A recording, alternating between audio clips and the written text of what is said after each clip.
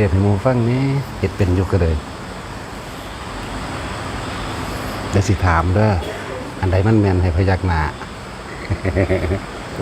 เอาเลย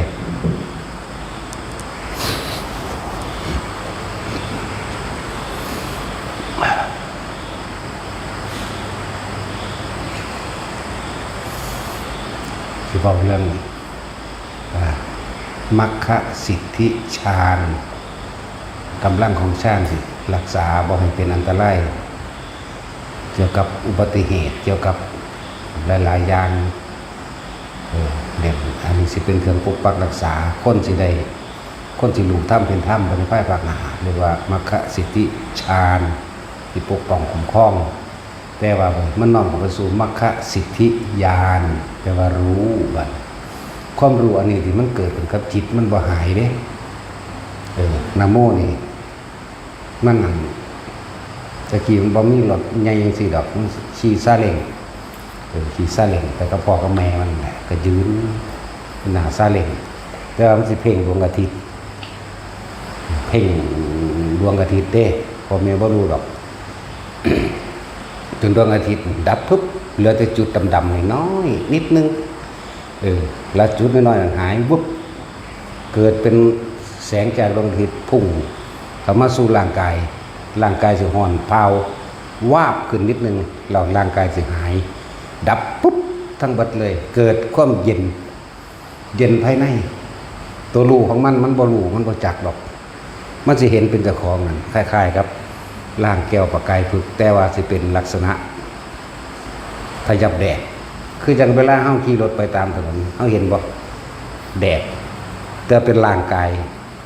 แต่อันนึงออกมารู้อยู่ต่างหากแม่นบ่นั่นเห็นว่าล่ะก็จังซั่นแล้วมันบ่ได้เว้าให้ฟังเด้อเฮาเว้าให้มันฟัง เรื่องของมันนั่นแหละแต่ว่าเฮาเป็นผู้เว้ามันฟังเรียกว่ามัคคะสิทธิฌานปกป้องคุ้มครองบ่ให้เกิดอันตรายแล้วก็จากฌานแล้วก็สิกลายเป็นมัคคะสิทธิญาณความรู้ได้ที่พระพุทธเจ้าบอกว่าการเห็นความเกิดดับแม้เพียงชั่วขณะจิตเดียวหรือเพียงแค่รัดข้อมือเดียวที่เรากล่าวว่าเป็นผู้ไม่ห่างจากฌานนี่คือมันยังสิคำว่าฌานตัวนี้ยังว่ามันยังสิเป็นอารมณ์หนึ่งจากบ่นี้ความรู้และฌานสิปกป้องคุ้มครองไว้ไม่ให้ออกไปสู่มิจฉาทิฏฐินี่แหละคำว่าญาณกับฌานกันฌานสิปกปักไว้ญาณสิคุ้มไว้จากว่าบ่ให้หนีออกจากไปบ่ให้มีความผิดไปอย่างอื่นเลยเด้เรียกว่าญาณแปลว่ารู้มันสิประคองความรู้ไว้มันก็บ่ฮู้ว่ามันสิเว้าว่าจังได๋เด้เพราะว่าท่านหนึ่งจักสื่ออ่านหนังสือก็บ่ออกเนาะ ก็เจมันบอกว่าจังไดเลยเว้าแทนมันบ่ได้เว้าหลวงพ่อฟังเด้มันแค่ตอนน้อยๆหนูเพ่งดวงอาทิตย์ถ้ามีแล้วเลยมันเลยบ่บอกต่อเหมือนว่าเว้ากูก็จักนะว่ากูเฮ็ดเอาเองก็ได้ตัวเนาะนั่นแหละบัดนี้เลยเกิดเป็นคำว่าญาณตัวนี้คำว่ารู้บัดนี้โดยอาศัยกำลังฌานคุมจิตใจไว้จักว่าคุมไว้บ่ให้ไหลออกไปทางอื่นให้เข้ามาสู่โดยธรรมสิเรียกว่าเห็นความเกิดดับหรืออีกเบาหรือว่าเห็นในผ่านชั่วขณะจิตนี่ก็บ่ผิดจักบ่นี่ตัวนี้เราสิคุมไว้เห็นบ่เห็นในผ่านชั่วขณะคำว่าชั่วขณะก็แม่นแต่ว่าชั่วขณะของเขาสมมุติว่าเฮาไปเบิ่งเขานี่เป็นชั่วโมงจักบ่นี่นี่ที่เพิ่นว่าคำว่ารัดข้อมือเดียวจังซั่นเห็นในความว่าบัดนี้ญาณตัวนี้ประคองจิตไว้บ่ให้ออกนอกลู่นอกทางให้อยู่ในธรรมให้อยู่สัมมาทิฏฐินะมันเลยเฮ็ดให้เกิดเป็นสมาธิเขาตั้งมั่นแล้วจังว่าสิ่งที่บ่ควรประมาท4อย่างจะไปหาพากันปรามาสยังทำให้เกิดความไปประมาทสู้ความตนปรามาสเพื่อให้เกิดความประมาทแก่ตนเองจากว่าภิกษุสามเณรน้อยแม้บวชเพียงแค่วันเดียวมีการปรามาสแล้ว ดีบ่ดีถือกันมรรคผลนิพพานแห่งตนเป็นสักขาวรข้าวรไปเลยเด้การไปปรามาสภิกษุสามเณรผู้เขามีคุณธรรมสูงเครื่องกั้นมรรคผลนิพพานตลอดทั้งสวรรค์และมนุษย์นั่นแหละ มีข้าวรสักขาวรกันเลยเข้าใจว่าล่ะไปว่าตัวทีตัวแดนนะแต่ว่าบ่สมควรอันตรายมากโดยเฉพาะกระบูภิกษุสงฆ์สามเณรแม้บวชเพียงวันเดียวอันตรายยิ่งกว่าบาดนี้ที่นี่อันที่หนึ่งแล้วคือบ่ควรไปปรามาสเพื่อยังให้เกิดความประมาทในจิตคือภิกษุสงฆ์สามเณรแม้น้อยหรือแม้บวชเพียงวันเดียวไปจะว่าละวันนี้สิ่งที่ไม่ควรประมาทที่สองคือเยาวกษัตริย์อันนี้ยังว่าตายซื่อๆอยู่เด้อรู้จักบ่สุว่าเล่นกษัตริย์น้อยๆจังสิสมว่าเป็นกษัตริย์น้อยๆไปตบหัวไปนั่นไปนี่ไปเล่นหรือไปเว้าในทางดูถูกในทางเทศเนี่ยเขาเสียใจเห็นบ่สั่งประหารได้สั่งประหารหนึ่งเจ้าตายบ่แน่คิดสุดท้ายเจ้าอาจจะไปสวรรค์ก็ได้นี่ยังพันเลยเป็นเครื่องห้ามมันบ่ล่ะเนี่ยสั้นแล้ว งูพิษเนี่ยที่สามจะคิดว่าเป็นแค่ลูกงูเพิ่งเกิดใหม่หรือตัวเล็กๆคิดว่ามันจะบ่มีพิษงูพิษทั้งหลายแล้วนั่นสวัสดิ์กัดเฮาตายได้ตายก็ยังว่าไปสวรรค์นั่นนี่ได้อยู่มนุษย์ได้อยู่มันบ่อันที่สี่ไฟอย่าคิดว่ามีประมาณน้อยมันอาจสามารถไหม้และทำลายหมู่บ้านตำบลอำเภอจังหวัดใดทั้งนั้น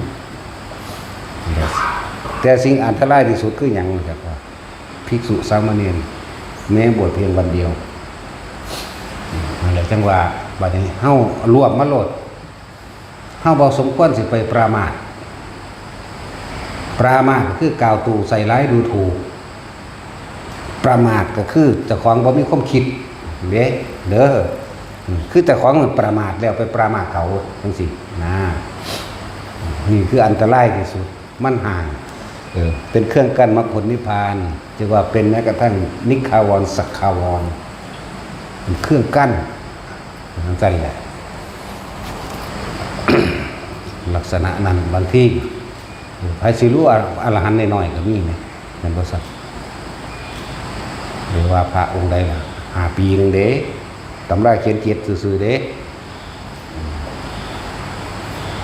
ชื่อว่าได้หลายองค์อยู่สังกิจจะสุมาณะ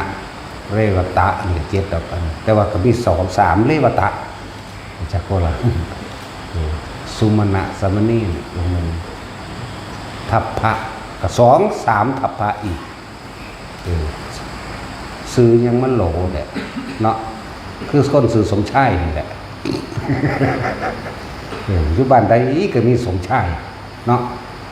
ซื้อโหลคนนึงจนว่าตั้งว่าทัพพระมันระบุมั่งแล้วก็ทัพพระยังแน่หลายๆทัพพระโคตรแตกออกจากท้องแม่ไปข้างที่ต่อใหม่ก็มีเขาแท่งปุ๊ออกกิ่งไปก็มีกทัพพระได้นี่ใส่แหละ5 ปีนึงได้ล่ะ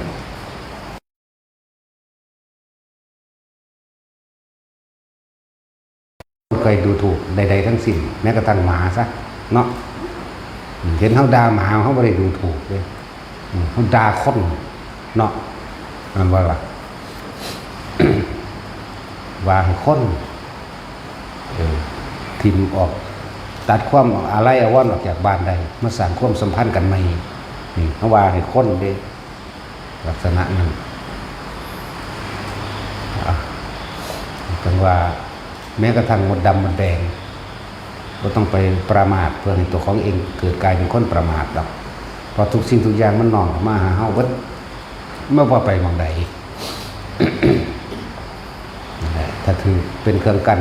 มรรคผลนิพพานเนาะเฮ้ยยามใดมันสิเบิดฤทธิ์แห่งกรรมมันนั่นมันบ่ธรรมดา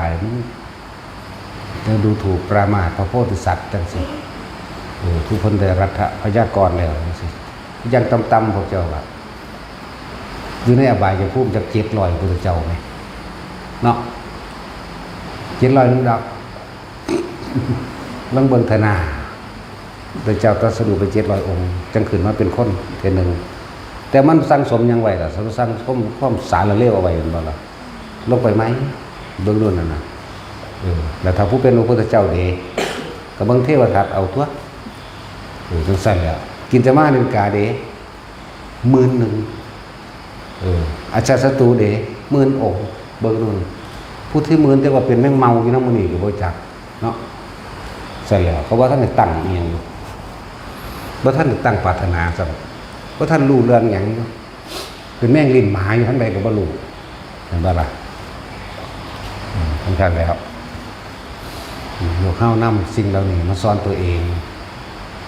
ก็จักสิไปดูถูกเขาอย่างนั้นและเอิ้นว่าปรามาสการดูถูกกล่าวตู่ใส่ร้ายโดยถ้อยคำไม่จริงมันถึงแม้จะจริงก็ช่างอยู่ซื่อๆโลดเห็นบ่ล่ะพอเฮาบ่ได้รู้ได้ทั้งในยกตัวอย่างคือยังหลวงพ่ออย่างหลังลืมอีกละหลวงพ่อโตเนาะหลวงพ่อโตมันออกจากโบสถ์มาหมามานอนขวางทางไงบอกว่าโยมขอทางหน่อยจ้าอาตมาจะไปเราก็มาเด้อลูกศิษย์เพิ่นเถียงกันดีๆดอกหลวงพ่อก็ว่าแนวนั้นอ้าวข้าไม่รู้นะโว้ยเพิ่นว่ามันเป็นโพธิสัตว์หรือไม่ข้าควรนรกว่าซ่านมันก็แม่นความตัวแม่นความเพิ่นก็เอาแม่ลองศูนย์ให้หมาแม่ศูนย์หาหมาตอนนั้นแม่บ่ต้องไปหาเพิ่นดอกเนี่ยเอาเว้าเรื่องของเฮาหมาเฮาอยากไล่โอ้ยแม่ยังกระโดดแท้สิอารมณ์ขึ้นเห็นบ่นี่ได้ขอนมาแล่นสิไปหาตีมันพอดีตีนไปสะดุดก้อนหินนิดน้อยหัวฟาดตายซั่นไปนรกเลยนั่นเห็นว่าล่ะคือเป็นนักสันอีหลีเด้ล่ะที่ว่าหยังปูหนีบมือศูนย์ในมันก็ต้องจะของตายมึงรุ่นนี่แน่นักสันตัว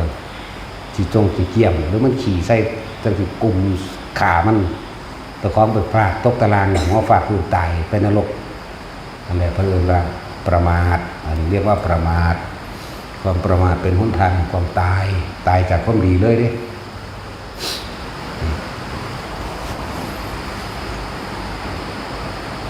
มันบ่ได้เว้าหลวงพ่อฟังเด้นั่นเว้ามีแมงหลายกูก็เบิ่งเอาเองก็ได้ดอกภาษาซ้ำนี่เนาะ มันบ่ฮู้ดอกว่ามันคือหยังจักว่าเกิดดับแม่ช่วงแค่รัดข้อมือเดียวพวกเขาจะคิดแค่นี้เด้อสิบอกให้ บ่แม่นเด้อเหยียดแขนออกคู่แขนเข้าถ้าสมมุติว่าเขาเห็นตอนมันเป็นซึ่งลึงอยู่นั่นเป็นชั่วโมง2 ชั่วโมงเด้แต่ว่าพอแม่มันฮู้อยู่เรียกว่าสร้างป้องกันไว้บ่ให้รบกวนจักว่าเขาเป็นของเขาเองมันจะต่อจังซี่ล่ะจากแล้วใหญ่ขึ้นจากวางสิเบาคนเบาอุบาทนี่ก็ปลาแมงผู้เดียวเลยเนาะโหคนยากตอนนี้หลินไปซะก่อนแต่มันมีเครื่องรักษาของมันเองโดยบุญบารมีมันเองชาติมันเองเด้อย่านอันเป็นเครื่องปกป้องมันสิประคองจิตบ่ให้ออกนอกรูนอกข้างจักบ่เขาเป็นตั้ง3 ปี 4 ปีมันเป็น5แต่เขาออกนอกรูนอกข้างตัวมันจักสิออกหรือว่าออกเบิ่งไปเรื่อยๆออกกระสร้างที่แม่เลยเนาะ แล้วเขาเห็นมีผ้าจากว่าล่ะโตติลูนี่ก็บ่แม่นมีโตเด้มันก็บอกว่าเป็นมันเว้าซ้ำนั่นสำหรับตอนน้อยๆพอเพ่งดวงอาทิตย์เว้าซ้ำนี่จอเงียงหูฟังมันก็บ่เว้าโอ้ยมันเป็นแมงกับฟ้ามือใส่ตัวกันผู้หนึ่งล้อถ้าฟังดูปัวใส่กันแล้วไปเลยล่ะบัดนั่นเว้าหลายก็เบิ่งเอาเองเลยตัวภาษาซ้ำนี่นั่นนั่นแหละมันจะมีเครื่องรักษาของพวกนี้เหมือนกันกับหมู่พวกพระทัพพะมะระบุพระทัพพะบ่แม่นทัพพะมะระบุพระทัพพะยังบ่ลืมละที่อยู่ในท้องแม่เขาประทัดไปเตะจี้ท้องแตกข้างบาดนิ้วนี่ฟงขึ้นไปข้างหญ้าข้าไว้จังซี่ บัดนี้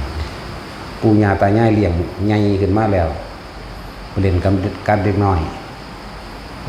มึงเกิดขึ้นแน่แท้มึงเก่งแท้เฉพาะมึงรอดตายในขนาดพ่อแม่มึงตายไปแล้วมึงก็ยังปานนี้นะสลดใจปุ๊บนี่คือทำนี่คือย่านจากว่าย่านได้นี่ย่านเห็นอนิจจังทุกขังอนัตตาย่านตัวนี้มันขึ้นมามันคุมกันไว้แล้วชาติกับคุมบ่ให้เกิดอันตรายในความสิตายไฟบ่ใหม่เห็นบ่บัดเกิดย่านยันรู้ขึ้นมาเองอีกนี่เห็นความเกิดดับในตัวเองในขณะนั้นนะโกนหัว3เถื่อที่3บรรลุอรหันต์นี่เป็นนะสั้นแหละมันว่าฝึกไปเถอะมันบ่จะเป็นมันบ่จะหงบาดมันสิเป็นมันก็เป็นเอาดอกคือเฮาบ่ต้องอยากแต่ละคนต้องอยากเฮ็ดเป็นปกติหรือเฮ็ดเป็นปัจจุบันขณะเอาทางสิพ้นทุกข์นี่มองเดียวนอกนั้นบ่พ้นจักหม่องนิพพานเท่านั้นสิ้นอาสวะหาอารมณ์ความรู้สึกในความยินดีพอใจบ่ได้เบิดมีอันเดียว สะสมไปเลยสิ่งที่สะสมแล้วบ่เป็นภาระบ่หนักคือบุญคือความสงบคือความเย็นยิ่งสร้างบารมีมากเท่าไรก็สร้างยิ่งเบายิ่งสบายยิ่งหาความดับเย็นไปเท่านั้นจังหวะแต่ละคนทั้งเบิดนี่เฮาก็ต้องความบ่ประมาทคือจังเพิ่นบอกไว้ในโอวาทปาติโมกข์เนี่ยเห็นบ่ล่ะสัตว์บกใหญ่ที่สุดก็ลอยเท่าช้างเห็นบ่นั่นแหละมันเห็นร่วมว่าถ้าร่วมทั้งเบิดในชีวิตของคนคืออย่าประมาทแน่ต้องทำจิตให้ขาวรอบปลอดจากอกุศลจะคิดถึงเนี่ยมันเห็นของตัวเองเราร้อนและกังวลอกุศลคือเร่าร้อนกังวลเบียดเบียนตนเองและเบียดเบียนผู้อื่นเมื่อเบียดเบียนผู้อื่นก็เบียดเบียนตนเองสิ่งที่เป็นกุศลก็ไม่เบียดเบียนตนและไม่เบียดเบียนผู้อื่นแน่สั่นเกิดมีความอดทนเป็นที่ตั้งแต่ขันติปรมังตะโพติติขานิพพานังปรมังวัฏันตินี่ไหมเป็นตบะยังยิ่งเป็นเครื่องข่มจิตให้ห่างออกจากความยินดีพอใจข่มอารมณ์ตัวเองข่มบ่ให้มันทำตามใจมันเป็นหนทางแห่งปณิพพานสั่นแหละพวกเข้าไปอยู่น้ำกันก็อดเอาน้ำแน่แต่ว่าถ้าเวอร์เลิกนอกลู่นอกทางก็จะคอยว่ากันนะถ้านอกลู่นอกทางก็ยังดอกอันนี้เขาต้องใส่ว่าอันนี้ควรอันนี้ก็ควรนะบ่แม่นว่าสิญาณตบาปอย่างเดียวเขาก็บอกประจำอยู่เด้บ่แม่นว่าสิญาณตบาปมันจะบ่ญาณเด้เนาะอันนี้เป็นโทษกับหมู่พวกอันนี้เป็นโทษกับธรรมเป็นโทษกับคนเป็นโทษกับธรรมเป็นโทษกับหลายๆอย่างมันมีแน่หันแหละนั่นแหละคือเราคืออยากรู้ประวัติเนียนนะโมเลยบอกแล้วบอกซ้ำนี่แหละว่าต้องไปเอาอดีตชาติดอกพ่อกับแม่ก็หาก็เกิดดอกเนาะ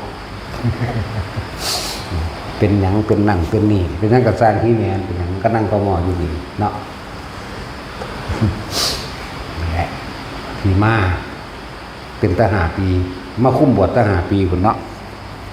แต่จุ้ยเจ้าเคยคิดพ่อสิบวชว่าหาปีชื่อใดอยู่บ้านเนาะสูงเหลืองสางหลานนั่นแล้วนี่มันจะมีดอกหาก็ว่าคิดได้นี่แหละสั่นแหละมันเป็นธรรมดาเลยมันจะออกจากกองไฟจากวันได้หาจังหวะไปเล่นน้ำมูเด็กหน่อยเล่นถือกระลังแกเห็นบ่ทุกมันบีบคั้นเห็นทุกเห็นถ้ำหัวใจบนไปเล่นน้ำมูเด็กหน่อยถือเขาลังแกเบียดเบียนตบตีเด้นี่เอิ้นว่าทุกบีบคั้นให้เห็นความจริงของถูกปลอมนะไปโรงเรียนเขากับลังแกผู้นั้นตีผู้นี้ตีนี่เอิ้นว่าทุกตัวนี้เพื่อสิตีลั่นขึ้นมาเพื่อให้เห็นถ้ำเห็นความจริงเนี่ยมันก็เป็นสัตว์แม่นว่าเขาจักหนาหลุดดอกเขาไม่ได้เห็นน้ำมันหรอกเดาไปไม่สั่นมันอยากถือดามเลยพยักหนาน้ำห้องซื้อเนาะมาตั้งว่าบอกคมควรสิไปหาประมาทดูถูกกล่าวตูใส่ร้ายหรือเลื่อนว่าตัวเองยังความประมาทให้เกิดขึ้นแล้วเพราะคนประมาทคือคนทั้งคนตายจากคนดี วกเฮาเตือนกันเรื่อยๆเบิ่งเจ้าของอย่าส่งจิตออกนอกให้อยู่ในหูดังมั่งให้อยู่ในอุณาโลมมั่งให้อยู่ในความรู้สึกแห่งกายนะจุดใดจุดหนึ่งมั่งคนที่ฝึกไปแล้วมันสิเข้าใจดอกบางคนมันมาขึ้นในกลางหน้าผากก็อยู่ในลมเลยม่วนๆอยู่ในโพรงจมูกเจ้าของถ้ามันเลยโพรงจมูกมันก็ขึ้นหน้าผากเย็นลึกล้ำเข้าไปในกระดานหน้าผากของเองบางคนมันก็ขึ้นมาในระหว่างหัวเฮาเองหน้าคือเอามือเศร้าก็อยู่กับมันทำความรู้สึกอยู่กับตัวนี้บางคนก็ลงทำกลางระหว่างอกหน้ากลางอกเหมือนกันบางคนเข้าใจดีแล้วเคลื่อนย้ายได้ตลอดหรือทำคลุมทั่วร่างกายแต่ยังใดอันนี้คือตามลำดับของไผของมันเด้อบ่แม่นว่าเป็นข้อจำกัดหรือว่าต้องอย่างนี้บ่แม่นแล้วแต่มันจะเป็นกับไผนี่ก็ไปแยกแยะเอาในส่วนของตนตัวแยกแยะเอานั่นแหละ มันก็สั่งสมความตั้งมั่นมากขึ้น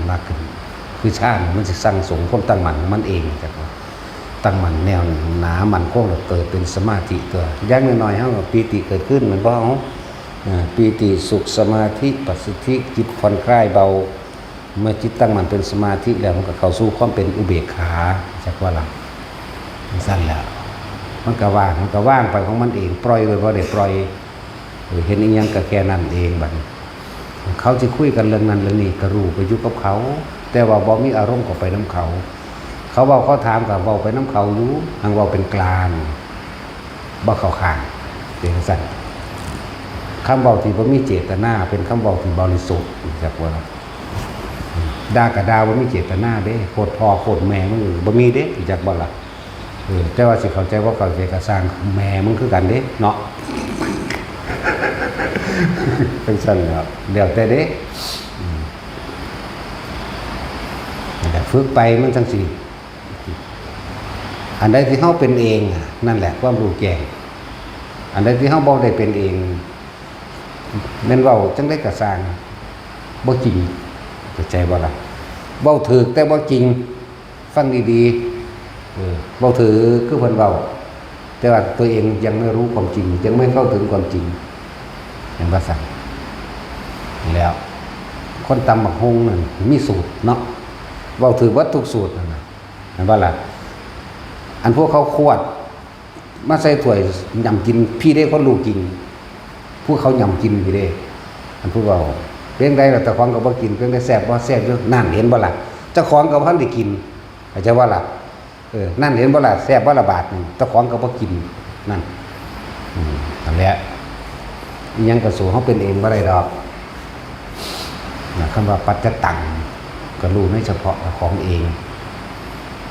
บนการอธิบายยังต่างกันเนาะนั่นแหละสร้างสมไว้สร้างสมสิ่งทั้งหลายเหล่านี้บ่หนักเบาเย็นสบายสงบระงับเบิดสร้างสมบุญสร้างสมบารมีสร้างสมการให้ท่านเราจะไปท่านให้มันหนักจะไปแหลกอย่าไปหวังผลนั้นท่านจะมีชีวิตในผลนั้นท่านจะไปสังสมในความเป็นใดกับท่านแบบนั้นท่านทนถูกมันหนักท่านขาดออกไปเลยครับบ่หวังยังบ่จะเป็นยังจะได้ยังแหน่เบาด้วยล่ะมันบ่คิดพ่อมันบุญนั่นถ้านั่นใส่ผลเมื่อเราลืมเด้อพวกเจ้าบ่ลืมมันพวกเจ้าเอาความคิดไปจักบ่ล่ะคือจังงั้นสาธุเด้อผู้ขาถือลอตเตอรี่สั่นมันจ่อได้บัดนี้บางทีจ่อมื้อนี้เลขออกจ่อสิซื้อเลขว่ากูไปท่านั้นไว้นี่แล้วมันบ่ล่ะความคิดนี่ขวางเบิดนักอึ้งเบิดสั่นตัวพวกเขาบ่ได้สนใจนี่เขาท่านแล้วท่านไปจนเกิด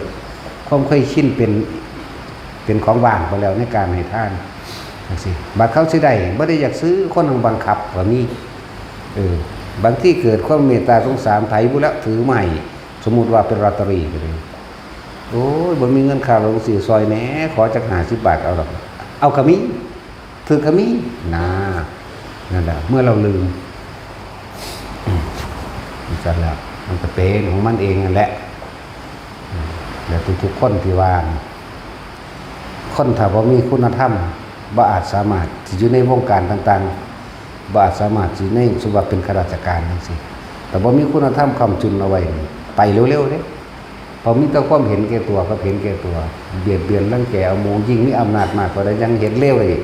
ได้มากได้เร็วกว่ายักว่าชั่วช้ากับชั่วเร็วมันต่างกันได้ชั่วช้าชั่วน้อยๆค่อยสะสมไปเรื่อยๆมันเลยได้ผลช้าแต่ว่าชั่วเร็วนี่พี่มันมีอำนาจใหญ่บังคับเอาทีสั่นแหละมันเลยเห็นผลเร็วเลยเรียกว่าชั่วเร็วเนาะแต่ชั่วช้านี่ทำชั่วไปเรื่อยๆไปช้าๆไปทีละน้อยแต่ชั่วเร็วทำบักใหญ่ทำหนักๆแต่เห็นผลเร็วล่ะนั่นแหละหลายๆอย่างที่พวกเขาคนน้อมเขามากคนเขาสิเคารพนับถือกันบ่ได้นับถือน้ำจุฑาวิรศักดิ์และอำนาจตำแหน่งหรือความร่ำรวยหรือความมีการศึกษาสูงเลยนับถือเพราะการได้แบ่งปันผลประโยชน์ซึ่งกันและกันโดยไม่หวังสิ่งใดตอบแทนเด้เขาสิระลึกนึกถึงกันเด้มันเลยยอมรับแม้นผู้นั้นสิเกษียณไปแล้วก็คิดถึงเด้เป็นทั้งสัตว์ผูกพันให้ความดีก็ผูกพันความเลวเนาะนั่นแหละพวกข้าราชการพึ่งสำรวมระวังในตนเองแน่ยศถาบรรดาศักดิ์มันไม่ได้กันตายให้เจ้าเด้ตำรวจน้อยยิ่งถิ่นอะไรเด้แต่นิสัยบ่ดีเนาะมันบ่ได้มีกฎหมายกันลูกปืนเด้เนาะกฎหมายกันตายกฎหมายกันปืนบ่มี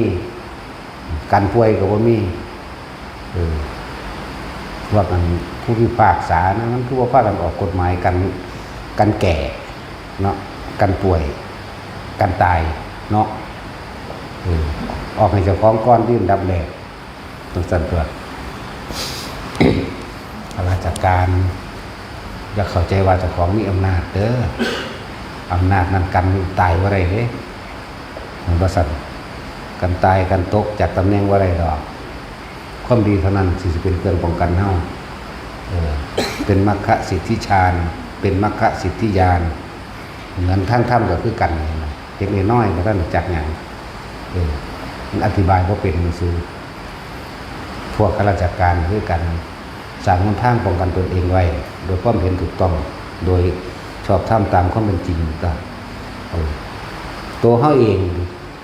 ก็ยังยอมรับบุคคลผู้ใดผู้หนึ่งที่เขาเป็นคนดีจริงๆเห็นบ่สัตว์แล้วตัวเองจะให้ผู้อื่นยอมรับก็ต้องทำตัวเหมือนนิติแบบอย่างของคนนั้นของคนดีช่วยเหลือแบ่งปันโดยไม่หวังสิ่งใดตอบแทนเล็กๆน้อยๆอภัยให้กันหรือบ่มีนั่นนี่ก็เอาให้เท่าที่เอาให้ได้จากตัวเราก็ต้องสั้นตัวให้คำปรึกษาพวกตำรวจจังสิเห็นเขาขี่รถบ่มีทะเบียนมั่งหรือนั่นนี่บ่ใส่หมวกกันน็อกมั่งเตือนซะก่อนก็เตือนเขาเตือนว่าจังสั่นจังสี่ก็บอกไว้ในทางหวังดีนั่นแหละออกจากความจริงใจตัวนี้สำคัญนะถ้าออกจากความจริงใจและบริสุทธิ์ใจนี่สำคัญมากมันสัมผัสกันได้อยู่เด้เว้าด้วยความจริงใจกับเว้าโดยอำนาจเว้าโดยคมคูมันออกบ่คือกันนั่นแหละวันนี้มันทางนี้เวลาเจ้าต้องทุกข์ได้ยากเอาเท่านั้นตัวนี้แม่งแลนซอยเด้เนาะบัดนี้เว้าคมคูคมเหงเขาเอาเท่านั้นตัวโอ้ยอดสวรรค์แม่งตายแน่ๆเลยนั่นบ่ล่ะมันสั่นแล้วแหละถ้าอยากพัฒนาประเทศนี้หรือโลกนี้พัฒนาทางคุณธรรมความพัฒนาสูงสุดของโลกคือเมตตารักผู้อื่นเสมอตนรักตนเสมอผู้อื่นไม่คิดเบียดเบียนทำร้ายให้ผู้ใดผู้หนึ่งเสียชีวิตและทรัพย์สินทั้งคนและสัตว์ทั้งมนุษย์และอมนุษย์นั่นเองกรุณาคือการเข้าไปช่วยเหลือแบ่งปันในสิ่งที่ตัวเองมีของสำคัญบางอย่างบ่แม่นว่าคนรวยต้องมีทุกอย่างของสำคัญบางอย่างคนจนก็ซอยคนรวยได้เลยล่ะคนรวยหันซอยคนจนได้มากบัดนี้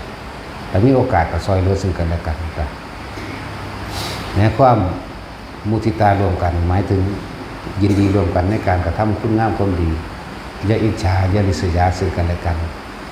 ความริษยานี่ทำลายตนเองก่อนหมู่เป็นยาพิษอย่าพอละเป็นยาพิษทำลายตนเด้อและหลายๆอย่างเฮาอาจบ่อาจสามารถ ที่ซอยได้ก็ว่างจิตเป็นกลางนั้นเป็นตัวนั่นแหละบ่มีอีหยังที่สิปกป้องคุ้มครองเฮาได้หรอกครับคุณธรรมความดีของเฮาเองดอกและอย่าลืมคำว่าสัจจะต้องเป็นจริงหลอกลวงคนเสแซงแกล้งทำคนมันบ่ดีจริงมันแกล้งบ่ได้นานดอกบ่พอเดือนดอกออกไล่ที่เราเนาะไล่กับแก่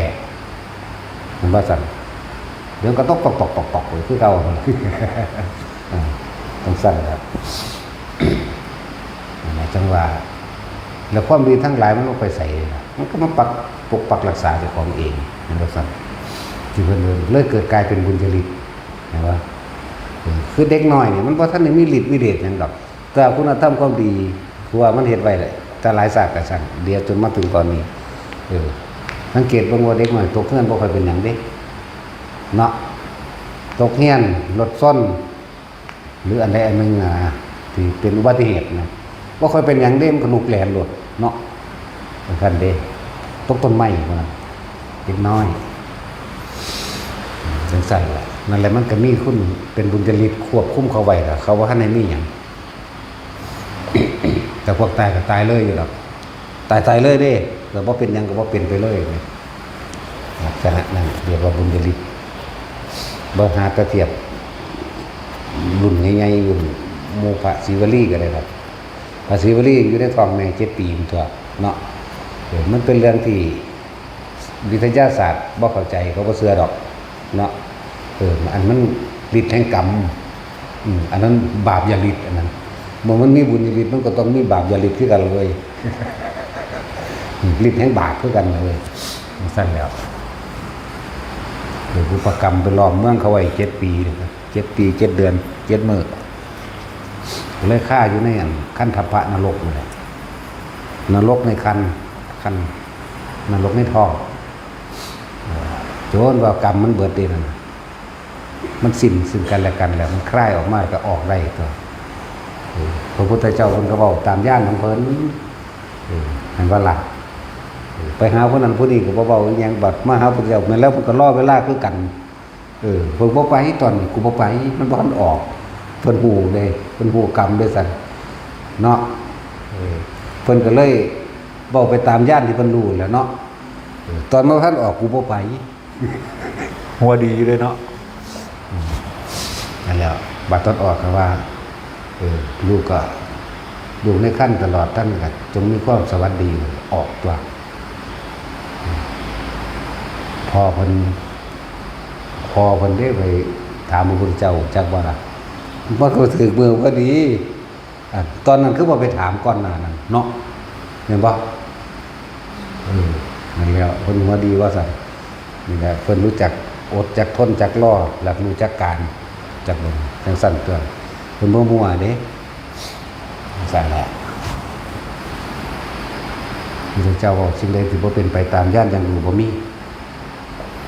แล้วก็เว้า1บ่มี2พร้อมคำใดเป็นคำนั้นเป็นเอกานามจริงตลอด1บ่มี2คือพุทธเจ้านั่นแหละว่าพวกเฮายากหนักหนาเด้สิมาพอแบบนี้เนาะสมควรที่เฮาควรระมัดระวังความคิดเจ้าของเพราะคำว่ากรรมเกิดจากจิตความคิดจิตเจตนานั่นแหละเฝ้าระวังตัวนี้เป็นของระวังง่ายๆเด้ของอยู่ในตัวเองเด้เนาะเป็นของที่อยู่ในตัวเองนี่แหมบ่แม่นผู้อื่นถือไว้เด้ความคิดเฮาแม่เนาะแต่ของเด้ถือไว้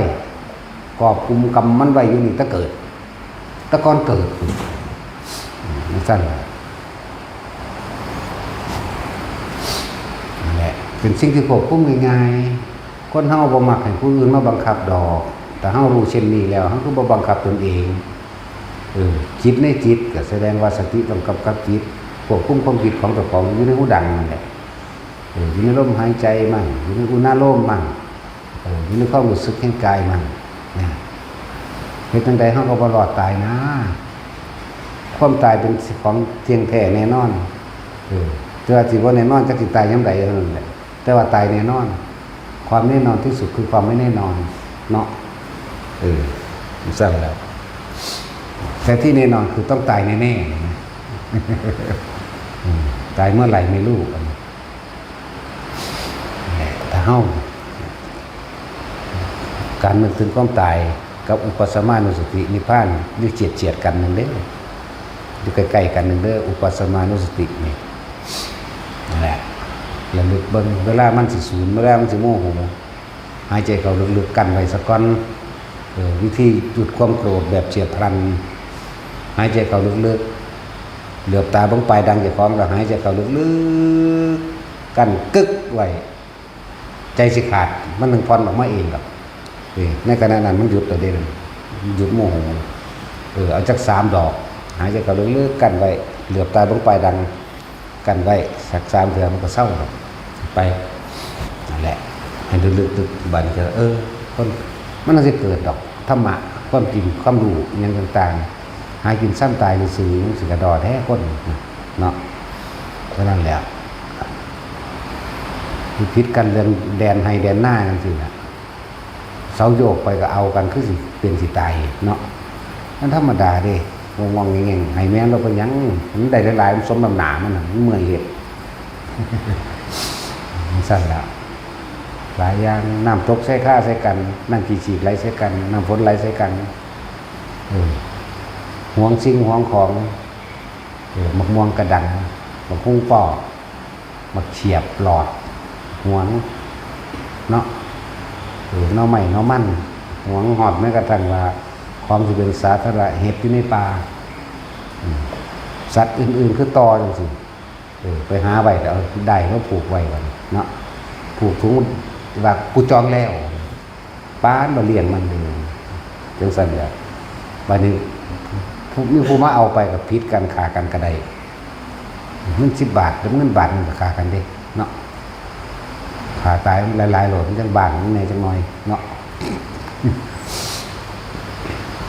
ถ้าจะว่าเรื่องไอ้จินไตเรื่องผลของกรรมเกิดก็อันนี้ย่าวแน่ก็คือเฮาเห็นสงครามรัสเซียสงครามยูเครนสงครามฮามาสสงครามอิสราเอลคนพวกนี้ล้วนแล้วแต่เคยทำลายเก่าตู่ใส่ร้ายอริยะเจ้าทั้งหลายบุคคลพึงมีศีลบุคคลผู้ทรงฌานบุคคลอันเป็นอริยะโสดาบันกันไปบุคคลผู้กระทำประโยชน์ต่อโลกพวกนี้จากวันกาวตู่ใส่ร้ายสารพัดที่เบียดเบียนให้เพิ่นต้องได้รับความลำบากสารพัดสัตว์ทั้งหลายในโลกเว้าตามพุทธวจนะคำพุทธเจ้าที่จะไม่เคยเกิดเป็นญาติสายโลหิตกันเลยไม่มีเลยและที่จะเคยเกิดเป็นพ่อเป็นแม่หรือเป็นผัวเป็นเมียกันก็ไม่มีอีกแล้วแต่ว่าละของมันจากว่าละแล้วสัตว์ทั้งหลายในโลกที่ว่าเกิดมาพบพุทธศาสนาก็บ่มีเหมือนกัน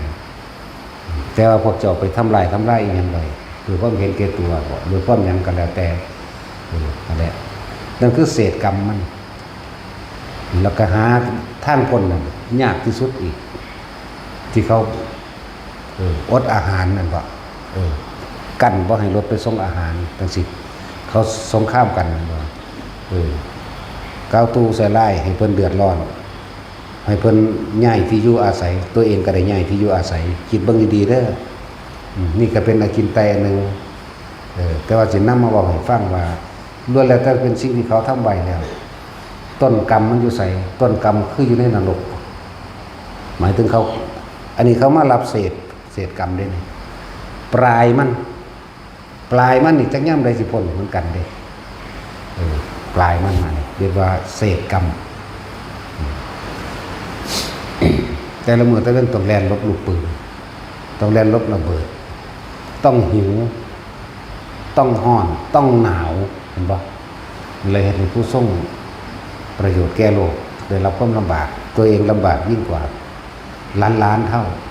เท่าไรโกรธได้เลยทั้งสั้นแหละมันคือเฮาเห็นมันนะแล้วก็เวลาถือเกาตูใส่ลายบ่พวกบางพวกเวลาเขาเกาตูใส่ลายกันเสื้อเร็วๆแล้วบางคนก็ถือเอาก้อนหินดึกก้อนหินเฟี้ยงจนตายก็มีนั่นแหละเพราะว่าไปก้าวตู้ใส่ลายคน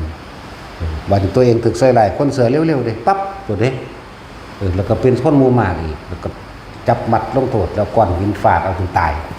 เป็นฟาดผู้เดียวนี้ผู้ละก้อนฟาดไว้ฟาดไปจนตายนี่ล้วนแล้วถ้าเป็นสิ่งที่ตัวเองทำไว้ล้วนๆแล้วยิ่งไปทำกับบุคคลผู้มีคุณต่อโลกนี่นักพระสันติวาว่าพวกใดที่เคยปรามาสพระพุทธเจ้าหรือผู้ทรงชาติกสร้างเอาพระโพธิสัตว์700พระพุทธเจ้าตำบับเบาเรื่องขี้หมาเนาะสมน้ำหนาในบาลาบ่มีปัญญาหลายว่าแต่ความเก่งแบบนี้ก็ไปเกิดพวกนี้เมื่อได้เกิดเป็นมนุษย์จะเรียกว่าเป็นสัตว์เดรัจฉานกับเป็นมะไฟแห้งกันเด้อ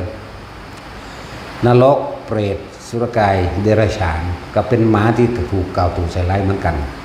บ่ได้รักแต่ว่าเขาว่าหมาตัวนั้นรักเข้าใจบ่นี่หมาตัวนั้นแหละไล่ตีงงเหงจนตายแล้วก็เวียนอยู่ในหันบางทีก็ลงนรกใหม่แล้วก็ขึ้นมาเป็นเดรัจฉานใหม่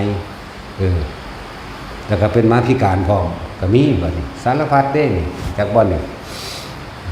บัดนี้มาเป็นคนบัดนี้ก็โดนกล่าวถูกใส่ร้ายเหมือนกันเรื่องสั้นบางทีก็เป็นคนพิการคนพิการเฮาเห็นเขาตบเขาตีกันเฮาเรียกตนเนาะเห็นว่าเขาตีคนพิการเนาะปากงงๆง่างๆแต่ตัวมันเองก็เอาบ่ได้ดอกแล้วเฮาเห็นคนผู้นึงว่าเตะเอาในเฮาเห็นเฮาเดือดตนเด้สงสารเนาะแต่ว่าเฮาไปเบิ่งต้นเหตุต้นกรรมของมันน้อยไปกูบ่เฮ็ดให้ตายเร็วปานนี้เข้าใจว่าล่ะน้อยไปถ้าเป็นกูจะทรมานจน3 เดือนหรือให้จนตายเอาเองนะน้อยไปนะบางที่เขาไปเฮ็ดไส้พระพุทธเจ้าจะบ่ล่ะเฮ็ดไส้พระพุทธเจ้าบริสุทธิ์อยู่แล้วจะซอยเหลือคนอีก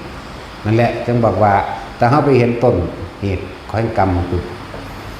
ก็เล่นน้อมเข้ามาสู่ความปล่อยวางเอาหมายถึงอุเบกขาสำหรับเฮาเห็น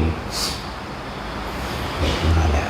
บุคคลทั้งหลายเหล่านั้นแม้ไปเกิดเป็นมนุษย์แล้วเด้อบัดนี้เด้อคนที่ทำลายคนที่มีคุณต่อโลกมีพระพุทธเจ้าเป็นต้นมีพระสงฆ์สาวกมีผู้ทรงชาติมีทรงศีลก็ว่าไปเรียกว่ามีคุณต่อโลกวัดนั่นแหละแต่ประเภทสละออกแล้วแต่ว่าล่ะไปเกิดในสถานที่เป็นสัตถันตรกัปนั่นเรียกว่าสัตถันตรกัปบ่แม่นกัปง่ายๆไปนั่นแต่ว่าเป็นกัปมนุษย์จักว่า1ช่วงอายุ120 ปีมีสงครามเรียกว่ากันก็ได้สัตถันตรกันเพราะภาษามันเพี้ยนมาหลายแล้วอยู่ในยุคที่มีสงครามต่อเนื่องกันมันสัตถันตระกันหมายถึงสุขจีพิสงครามหลังจากสงครามแล้วโลคันตรกันเป็นโลกต่อไปเลยเห็นบ่นี่แล้วก็หลังจากโลกแล้วทุบพิกขันตรกันอดอยากแห้งแล้งนั่นสั่นแหละแบบนี้บาปกรรมทางปัญญามีตรงใดอีกดีขึ้นมาแน่คือพวกเอธิโอเปียเนาะพวกอันครับป้ายอย่างของอเมซอนเนาะแผ่นดินของเขาคือเฮามีความสมบูรณ์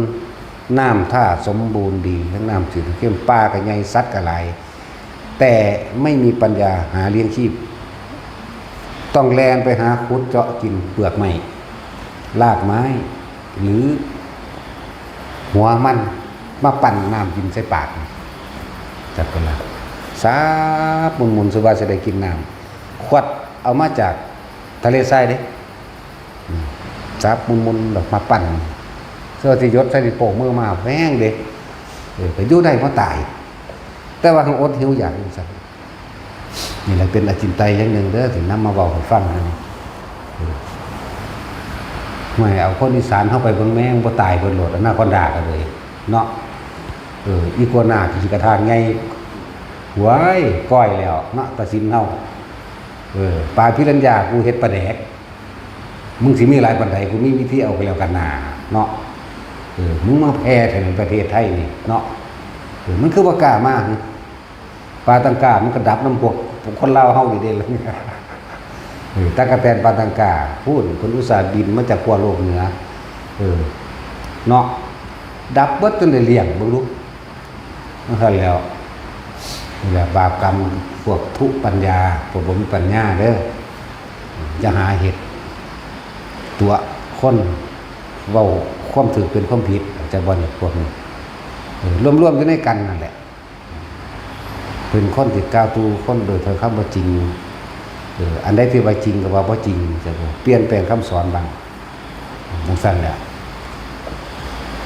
บ้านเมืองเขาอุดมสมบูรณ์เด้เขาปลูกบักฮุงก็ได้คือเฮาปลูกของมันแก้วนี่ตอนนี้ได้รับความรู้จากพุทธศาสนาเข้าไปเริ่มหากินเป็นบ่นี่หลวงพ่อธรรมรักขิตะเข้าไปเริ่มแล้วก็ได้การสนับสนุนจากในหลวงรัชกาลที่9เฮาสนับสนุนผ้าปลูกบักฮุงผ้าปลูกมันแก้วตะกี้นอนก็นอนแบบนี้ยัน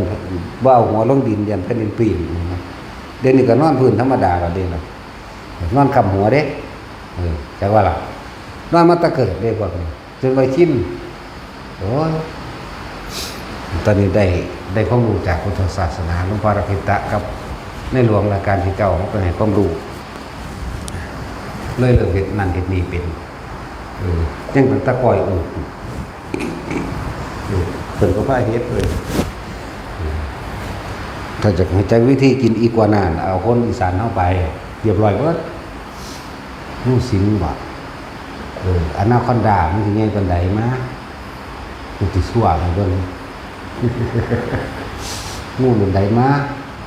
ปลาคือกันยามาเฮ็ดปลาแดกเนาะเอาปลาหมอข้างดำคือว่ามาภาคอีสานเลยเนาะอย่างมันดับมันบ่สั่นแปลกประหลาดบ่สั่นแต่คนมีบุญจักว่าคนอีสานแต่ขี้ข้างขาก็ไปกินได้เด้ดอกก้อยง้อปวดกระปอมเฮ็ดได้เบิดเด้มันมีเส้นตายเส้นนั้นก็เอาออกเป็นเด้เนาะปลาเป่าเขายังเอาออกกินเป็นเด้ว่าวันเบื่อมันเมาไหมเนาะแล้วลืมคนอีสานจนตระกูลพุทธศาสนาสำตัวจะบ่ล่ะมีปัญญามาแต่ไหนแต่ไรแล้วแหละน้ำปลาก็เอาจากปลาแดกตัวในบริษัทไรล่ะเป็นโอเห็ดก่อนของมันคนพวกนี้ว่าเห็ดมาแหละจังหวะจงภูมิใจว่าเฮานั้นมีพระพุทธเจ้าก็คักนี่แหละพื้นที่ของเขานะกระแตเขาก็บ่กล้ากินเนาะมาเบิ่งแหน่กินลาบท่านบางบิงอีเกียบ่ค่อยมีเงินผักเฮาเป็นหยังมีความรู้หลายหาเฮ็ดกินในเบิดเด้แซ่บอยู่เด้ทอดอีเกียคือสั่นแล้วพอปัญญาทั้งหลายไหลออกมาเฮาก็อาศัยพระพุทธเจ้านั่นแหละเพราะสันเอิ้นว่าเจ้าแห่งผู้รู้บ่ยอดแห่งความรู้เจ้าแห่งผู้รู้รวมอยู่ในหันเบิดแห่งเลยงูทุกชนิดกินได้เบิดบ่เหลือเพิ่นบ่ได้ห้ามคนด้วยล่ะเพิ่นห้ามพระเรียกว่าสัตว์เพิ่นห้ามพระงูมันมีอาฆาตต้องไว้ใส่หมามื้อนี่เหมือนกันได้กินเสือเหลืองเสือโคร่งเสือดาวพวกซ่านนี่บ่ล่ะหมีมื้อนี่มีอาฆาตเด้มันนำขาเด้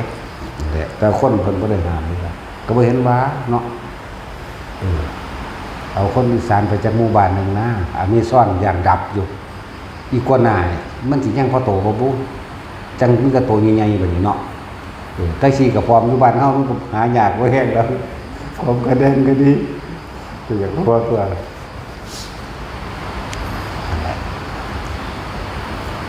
เรื่องเขาหนังสือมาส่งมาว่า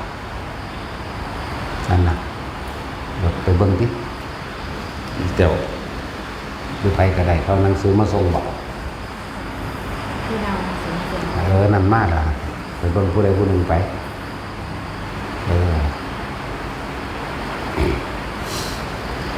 พูดถึงว่าพวกเขาจะประมาทจะไปหาดูถูกนั่นนี่ก็เป็นยังเขาขึ้นอย่างกลมๆยันเหยียบมือยันเหยียบมดดำยันเหยียบมดแดงแม้ว่ามีเจตนามันบาปนั่นหรอก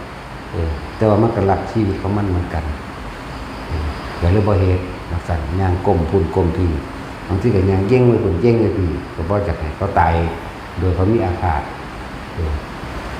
เฮาบ่ได้เจตนาแต่ว่าเขาสูญเขาโมโหอย่างว่าเขาโมโหว่าเฮาเหยียบเขาตายเขาลงนรกเองเนี่ยได้ให้ระวังขนาดนั้นเด้มันเปิ้นเงินไปอยากวางได้เห็นได้ก็เฮ็ดเด้คือจังนั้นนี่แหละมันมาผสมพันธุ์กันแล้วมันก็ตายด้วยล่ะแม่งอันนี้บวกไงนี่จังว่านี่แม่งเมาเลยนะแล้วมันก็ตายลงไปอีกนักการเมืองพวกนี้จังว่าล่ะข้าราชการนักการเมืองแล้วก็ทนายนักข่าวทนายข้าราชการการเมืองตะกี้เอิ้นว่าเสนาบดีมังปุโรหิตมังเนาะเป็นญาติก็ดิสิว่าจะเป็นพวกเป็นแมงเมาอะไรคือมันต้องสารเลวที่สุดต้องหาเรียกว่าเบียดเบียนกินน้ำคนทุกคนยากกินของหลวงใส่เวลาหลวงเป็นของส่วนตัวเนาะเงินธรรมดาเด้โกงพระเจ้าแผ่นดินเนาะพวกนักการเมืองนี่เลวกว่าข้าราชการอีกเด้บัดนี้เพราะว่าอย่างเขาลงทุนมากปั่นเอาเงินไปแล้วตกนรกนี่ก็เป็นอสงไขยอยู่เสื้อจะขึ้นมาได้ก็เพราะแห้งไหลเล่นน้ำดับมาอันมหาเวคีนรกมันมีอยู่ 2,000 ตกอยู่ 2,000 จากนักง่ายสุดจากจุดที่จะคอยกันบ้างสิแล้วก็พวกเปรตมีอยู่มันมีอยู่8 หลุมมีอยู่8 แดนในการทำโทษเนาะเอา8 คูณ 2,000 บึดทุกหม่องได้หันแหละจังคอยขึ้นมาเป็นไส้เดือนมั่งเป็นปลวกมั่งนี่เป็นยุ่งมั่งเด้เป็นอย่างกูดีเนาะพวกนักการเมืองกับข้าราชการสูระวังดีๆโลดสูบ่เสือกับซ้างสูบ่เห็นบ่แม่งเมาเนาะถามมันเบิ่งสูมันก็ใสแล้วสูแซ่อยู่ในนี่ก็ได้แล้วแล้วเวลาอันทหารตรกลับมาโลกใหม่บึบโลกนรกอีกเด่นจักบ่นี่ดวงอาทิตย์ขึ้น7 ดวงวูบลงนรกอีกจังซั่นล่ะ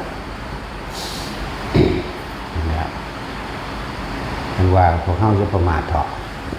ขนาดนั้นเฮายังระวังอยู่เด้เกี่ยวกับเวลาเฮาย่างย่านเหยียบมดแดงมดดำปวกนี่อันนี้นะมันเฉียดในเฮามันตกนรกเด้ตอนนี้มันยังเย็นอยู่ได้ว่า1 ตกคุณจักว่าล่ะแล้ว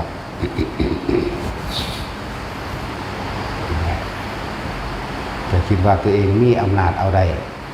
แต่ว่าเวลาอำนาจกรรมมันให้ผลมันนะคิดได้เด้บ่แม่นคิดบ่ได้คิดได้เอาคนไปสวรรค์อย่างเช่นเทวดาเต่าทองแค่นึกถึงพระพุทธเจ้าไปสวรรค์พระโมคคัลลาถามว่าเฮ็ดหยังมาคือได้อยู่สวรรค์บ่ได้เฮ็ดหยัง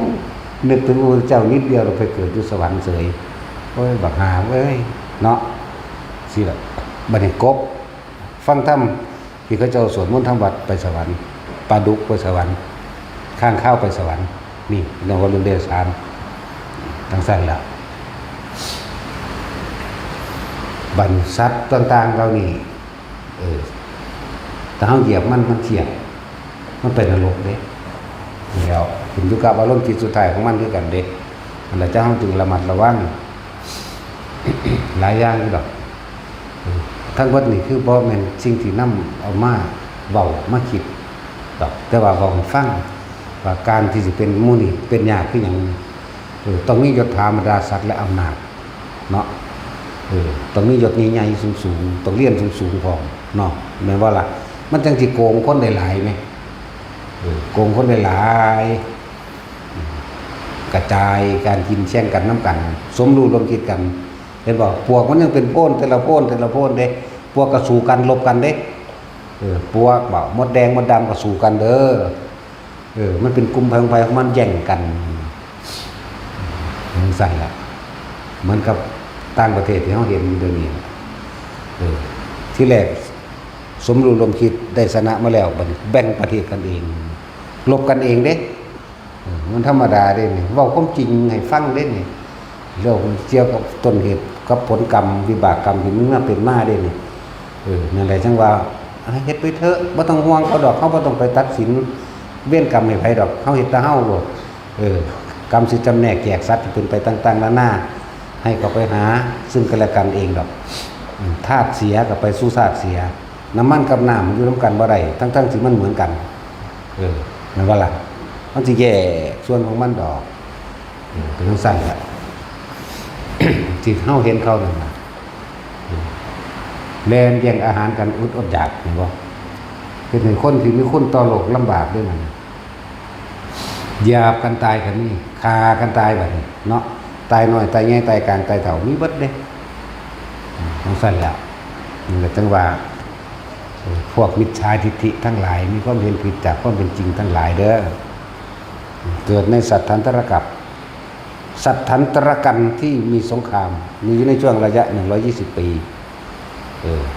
บอกซะมาเนาะ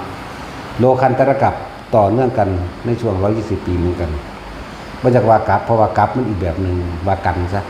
กันมันเฮาเทศกันนึงกันนึงแต่มีความยาวความสั้นต่างกันเนาะสิว่ากับพุทธต้องเอาแบบพุทธเจ้าว่าผู้เข้าสูง500โยชน์นี่กับมันเพี้ยนมาแล้วก็ว่าไปนั่นแหละแต่ถ้าพระสิเข้าใจบ่เข้าใจ ห้ามกันบ่ได้ดอกความเชื่อมันบ่คือความจริงความจริงเห็นแล้วเชื่อบ่เชื่อก็สร้างเนาะนั่นแหละมันธรรมดาสัทธันตรกัปโลคันตรกัปทุพพิคันตรกัปนี่3กัปต่อมายังมามีอุทกภัยอีกน้ำท่วมใหญ่จังซี่เห็นบ่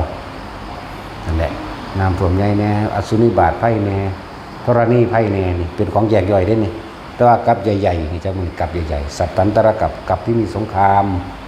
โลคันตรกัปที่มีโรคติดต่อนองเนื่องกันไปนั่นแหละแล้วนี่มีของแถมพร้อมฟ้าผ่ามั่งวัตภัยมั่งนี่อันเป็นภัยที่ซ่อนอยู่ในกัปนั้นๆจะเป็นที่ซ่อนอยู่ในกัปนั้นๆเองสัตทันตรกัปสงครามแล้วพ่อยังมีอัคคีภัยพร้อมเห็นบ่อุทกภัยพร้อมเห็นบ่แล้วก็อสุนิบาตภัยพร้อมแล้วก็ธรณีภัยพร้อมนี่ซ่อนอยู่ในกัปทั้ง3จังว่าทุกคนฟังดีๆฟังธรรมนั่นแหละแต่คนนั้นคือว่ามันมีหลายอะไรอย่างที่มันซ่อนเข้ามาในคำสอนพุทธเจ้าอย่างเช่นในบาทพระคาถาต่างๆที่เพิ่นให้พวกเฮาระลึกนึกถึงเพิ่นเด้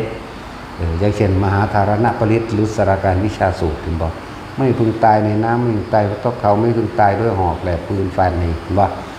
ไม่พึงตายด้วยโดนสัตว์กัดต่อยไม่พึงตายด้วยฟ้าผ่าไม่พึงตายในน้ำไม่พึงตายด้วยอุทกภัยหรือกรณีกบาแต่ว่าเฮาเอาคำแปลไปเด้บ่แม่นสวดซื่อๆเด้เอาว่าท่านให้ทำอย่างไรอยู่เด้เห็นบ่ถึงเคยยังเฮาทองพุทธนังชีวิตสารสกาเกนิกิอันตรายโยกาตุภามีโหตุสิเนาะอันว่าชีวิตแห่งองค์สมเด็จพระสัมมาสัมพุทธเจ้า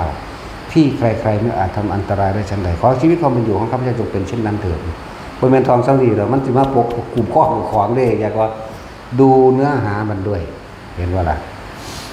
อติตังเสพุทธสสะพระโตปฏิหารติญาณังอนาคตังเสพุทธสสะพระโตอปฏิหารติญาณังไล่เบิ่งทีละพระพุทธเจ้ากล่าวแต่คำจริงที่จะไม่เป็นไปตามความจริงไม่เป็นตามญาณอย่างรู้ไม่มีทั้งอดีตทั้งอนาคตทั้งปัจจุบันเฮาก็ต้องว่ากูก็ต้องอาศัยสัจจะคือเพิ่นตัวสัจจะไผสัจจะมั่นเห็นบ่ล่ะจังซั่นตัวไล่ไปก็นัตติฉันทสหานินัตติธรรมเทศนายหานินัตติวิริยัสสหานิจงเป็นคนที่มีความยินดีพอใจในการที่จะฟังธรรมในความเพียรทำความดีในการที่ทำให้มีความรู้แจ้งเห็นจริงตามความเป็นจริงจังซี่จังซั่นแหละเพื่อทำให้จิตตั้งมั่นนะเมื่อจิตตั้งมั่นดีแล้ววิมุตติญาหานิเนี่ยฝึกตัวพี่เด้บ่แม่นทองหรอกสิมาคุมเฮาเด้ต้องกระทำตามเข้าใจบ่นี่มันแล้วบัดนี้ฝุ่นอีกได้บัดนี้บัดบางสิจบมันทั้งคักเนาะเนี่ยนวนะมุติยาสัมมาสัมพุทธโกติหิภาสิตังว่าเด้มีอานุภาพมากยิ่งกว่าพระอาทิตย์ถึง7 ดวงว่า 9 ดวงคุณแม้ว่าวัตเกตแม่นวนาวุติยาสมาสัมพุทธโกนิปฏิทิฏฐิราสามารถรู้ความคิดร้ายของคนอื่นว่าเข้าใจว่าล่ะบ่แม่นทองเอาว่าสิรู้เด้พี่อยู่ในวิริยะอยู่ในธรรมะรู้จักบ่ตัวพี่ตัวมันสิรู้นะนั่นแหละสามารถรู้ความคิดร้ายของคนอื่นดาบหอกแล้วล้างปืนไฟมันอาจสามารถทำอันตรายได้ฉันใดป้องกันภัยได้30ประการแน่อย่าไปทอกับตดีเด้ชาโลมหาชาโลชาลิเตมหาชาลิเกปุเกมหาปุเกสัมปเตมหาสัมปเตปุตตะก็มีตะมังกลังมันบ่ล่ะพี่เด้หัวใจมันอยู่พี่เด้นัตถิฉันทัสสหานิเป็นผู้มีความพอใจนัตถิธรรมเทศนายหานิพอใจอย่างฟังธรรมเห็นบ่ล่ะวิริยัสสหานิใคร่ควรพิจารณาอยู่เรื่อยๆเนืองๆด้วยความเพียรเข้าใจว่าวิปัสสนาหานิบัดนี้ใคร่ควรตามความเป็นจริงได้ว่าวิปัสสนาเห็นตามความจริงแล้วมันก็เป็นสมาธิทัสสะหานิจิตตั้งมั่นหาประมาณไม่ได้วิมุตติยาหานิแน่เข้าถึงความบริสุทธิ์แล้วมันบ่อยากรู้มันก็รู้อันที่ว่าทิฏฐิราทันทิรามันติราโลคิราคะราทุพพิราเอเตนะสัจวัชเชนะโสติเมโหตุสัพพทาบุคคลทั้งหลายนั้นยังไม่บรรลุธรรมไม่ไปเกิดในสัตทันตรกัปเป็นวันทิฏฐิราทันทิรามันติราโลคิราโลคันตรกัปนี่โลคิราคะราทุพพิรานั่นทุพพิราว่าเอเตนะสัจวัชเชนะนี่โสติเมโหตุสัพพทาล้วนแล้วถ้าเป็นคำสอนเลยบ่แม่นคาถาแบบลักษณะว่าการปืนหอกดาบแล้วแหลมเมียนเด้จักว่าถ้าทำตามคำสอนนี้เด้และคือว่าผู้หนึ่งใครควรมาเท่าไรปีเนาะผู้หนึ่งหากระดิ่งยินได้ฟังก็งงเป็นธรรมดาถึงสั้นแหละเนาะสมทานโอ้คือเก่งกันมันเลย